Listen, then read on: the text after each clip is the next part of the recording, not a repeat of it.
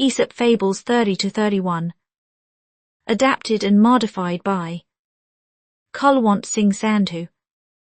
Contents: 30. The Fisherman and the Little Fish. 31. The Wolf and the Kid. 30. The Fisherman and the Little Fish.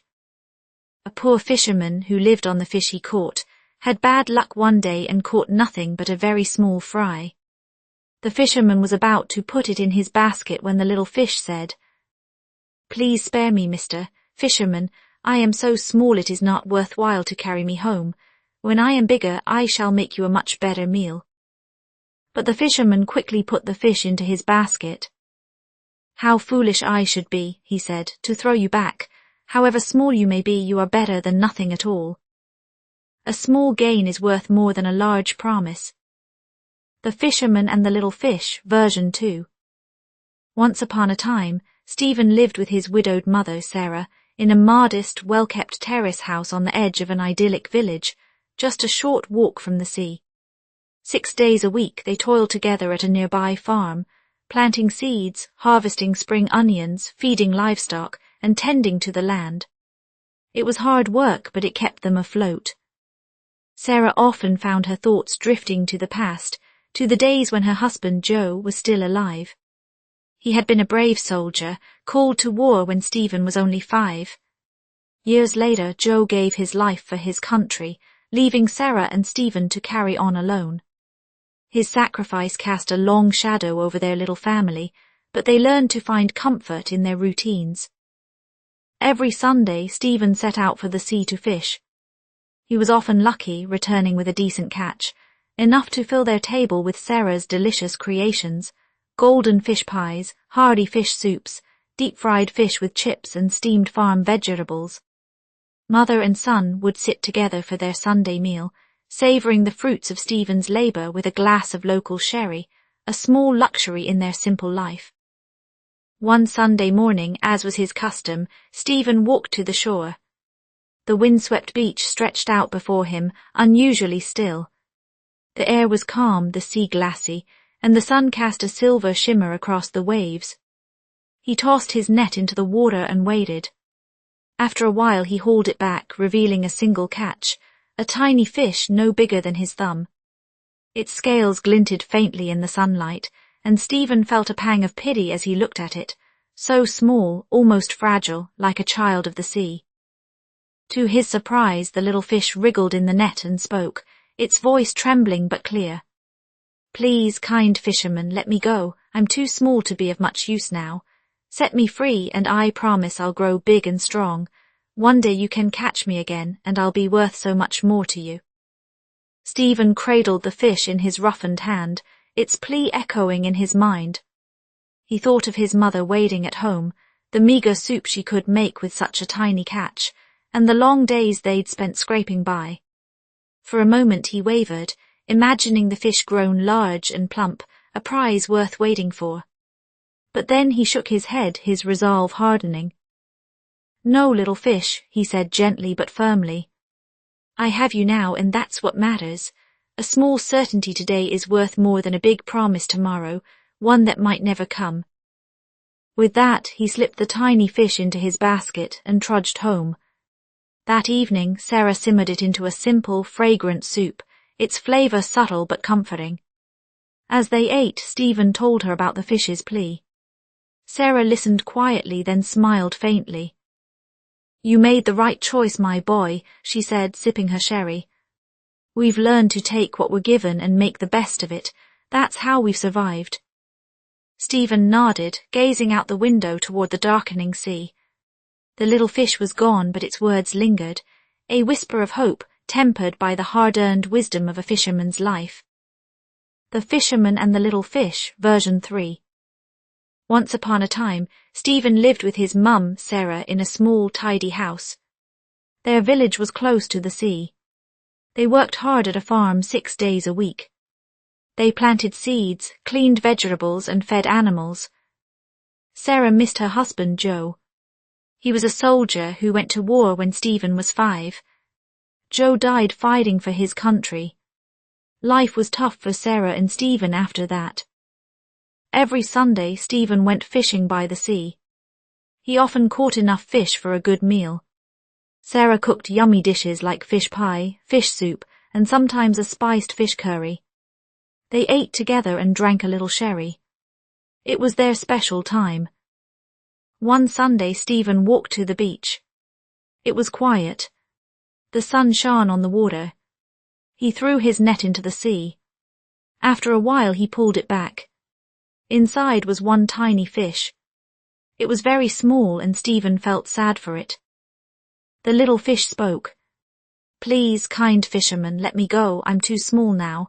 If you free me, I'll grow big. Then you can catch me later and I'll be better for you." Stephen held the fish and thought about it. He wanted to help his mum with food.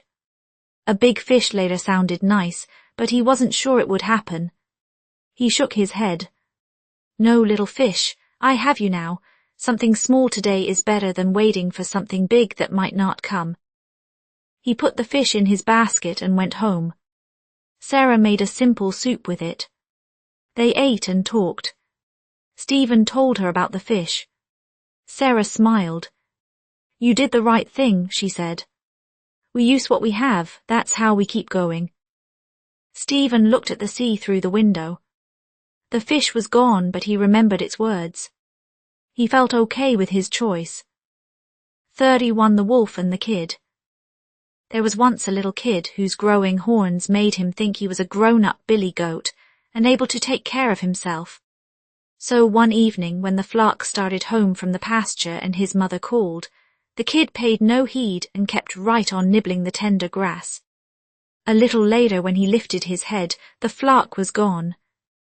He was all alone. The sun was sinking. Long shadows came creeping over the ground. A chilly little wind came creeping with them, making scary noises in the grass. The kid shivered as he thought of the terrible wolf. Then he started wildly over the field, bleeding for his mother. But not halfway, near a clump of trees, there was the wolf. The kid knew there was little hope for him. "Please, Mr.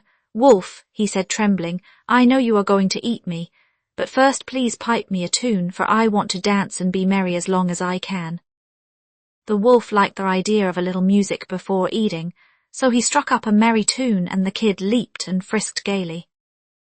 Meanwhile, the flock was moving slowly homeward. In the still evening air the wolf's piping carried far. The shepherd dogs pricked up their ears. They recognized the song the wolf sings before a feast, and in a moment they were racing back to the pasture. The wolf's song ended suddenly, and as he ran with the dogs at his heels, he called himself a fool for turning piper to please a kid, when he should have stuck to his butcher's trade. Do not let anything turn you from your purpose. The Wolf and the Kid, version 2. Gurnek grew up in the 1930s in a small village, a spirited boy with a love for nurturing life. He planted fruit trees that bore sweet harvests, tended to young animals with gentle hands, and dreamed of becoming a wrestler, training his wiry frame with fierce determination. At just 5 feet 5 inches tall, he was too short to join the British Army, until fate intervened. In 1939, World War II erupted, and the army, desperate for men, cast aside its height restrictions. Gurnek enlisted, his dreams of strength finding a new battlefield. Assigned to the food supply section, Gurnek ensured frontline soldiers were fed crisscrossing countries, Iraq, Syria, Turkey, Italy, on dusty roads and under hostile skies. He faced danger often, the enemy's breath sometimes close enough to feel, yet he survived, his resilience forged in war's crucible. When peace finally came in 1945, he left the army without a pension, content with a generous lump sum from the British. Returning home, he embraced a hearty diet to fuel his next chapter, buttery cream with almonds soaked overnight, rich chicken soup and wholesome carbs. Twice daily he committed to a rigorous exercise regimen, his body growing lean and powerful. Word spread of Gurnek's discipline and newfound wealth. Marriage brokers swarmed, eager to pair him with a bride. Families visited, their daughters in tow, but Gurnek had firm conditions for a dowry, a strong young mare, a modest amount of gold, and a promise of mutual respect. No match met his standards, and the proposals faded away. Undeterred, Gurnek turned to a simpler life. He bought a flock of goats, young kids and weathered elders, and learned to read from a local priest, a skill that opened new worlds to him. Each morning he led his flock to distant pastures, a book of Indian folklore tucked under his arm. He sustained himself by selling goat milk and their occasional male kid to butchers, his days quiet but full. Among his flock one buck stood out, a creature Gurnek adored. The kid was a marvel, sleek black and brown skin dappled with white spots, sturdy legs, and a bushy, playful tail that wagged like a metronome. As its spiral horns began to sprout, Gurnek lavished it with care. Fresh leaves from the treetops, milk from any willing doe, even oil massages to make its coat gleam. In playful moments, he taught the kid to dance, its hooves tapping the earth to an imagined rhythm. One crisp morning, the kid caught its reflection in a still pond. Mesmerized by the budding horns and sturdy frame staring back, it decided it was no longer a child but a proud billy goat, ready to stand alone. That evening, as Gurnek called the flock home from the grazing fields, the kid ignored the summons, nibbling at tender grass with newfound defiance. The herd drifted away, their bleats fading into the dusk. When the kid finally looked up, it was alone. The sun dipped below the horizon, casting long, creeping shadows across the field. A cold wind rustled the grass, whispering eerie tunes. The kid shivered, its bravado crumbling as it recalled tales of the terrible wolf. In a panic, it bolted across the pasture, bleeding desperately for Gurnek. But halfway to safety, near a thicket of gnarled trees, the wolf emerged, lean, grey and hungry, its eyes glinting in the twilight. The kid froze, trembling. It knew escape was futile. Yet in a flash of cunning, it raised its voice. "Please, Mr. Wolf," it said, voice quavering, "I know you'll eat me, but before you do, play me a tune. Let me dance and be merry one last time." The wolf, amused by the request, agreed. A meal seasoned with music sounded delightful. He lifted his head and piped a jaunty melody, the notes sharp and wild. The kid leaped and twirled, hooves kicking up dust, its dance a fleeting joy. Unbeknownst to the wolf, the flock had not gone far. In the still evening air, his piping carried across the fields. A pack of village dogs romping nearby pricked their ears. They knew that tune, the wolf's prelude to a feast. With a chorus of barks, they raced toward the sound. The wolf's song faltered as the dogs burst into the clearing, teeth bared and eyes fierce. He fled, the pack snapping at his heels, cursing himself aloud. "A fool I am, turning piper for a kid when I should have stuck to my butcher's trade." Gurnek, hearing the commotion, hurried back to the pasture. His heart swelled with relief as he spotted his beloved kid, trembling but unharmed. He scooped it into his arms, the little dancer safe once more. In the days that followed, the kid never strayed far again, its youthful pride tempered by the wisdom of near loss. And Gurnek, ever the tender shepherd, smiled as he tended his flock, knowing even the boldest spirits need a guiding hand. The Wolf and the Kid, version 3. Gurnek grew up in the 1930s in a small village. He liked planting fruit trees, taking care of baby animals and training to be a wrestler. He was short, only 5 feet 5 inches tall, so he couldn't join the British Army at first. But in 1939, World War II started. The army needed more people and let him join. Gurnek worked in the food supply team. He brought food to soldiers fighting at the front. He went to places like Iraq, Syria, Turkey, and Italy. Sometimes the enemy was very close, but he stayed safe. When the war ended in 1945, Gurnek left the army. He didn't want a pension, but the British gave him some money. He started eating healthy food, butter with almonds, chicken soup, and pinia. He exercised twice a day to stay strong. People thought Gurnek was ready to get married. They brought girls to meet him. Gurnek wanted a wife, but he had rules. He asked for a young female horse and some gold as a gift. No one agreed, so he didn't get married. Instead, Gernek bought a group of goats, some old, some young. He learned to read from a priest in the village. Every morning he took his goats to eat grass far away. He read Indian folk stories while they grazed. He sold their milk and some of the boy goats to make money. One little goat was his favorite. It had shiny black and brown fur with white spots, strong legs, and a cute wiggly tail. Soon it grew small round horns. Gernek took good care of it. He gave it milk from other goats, fresh leaves, and even rubbed oil on its fur.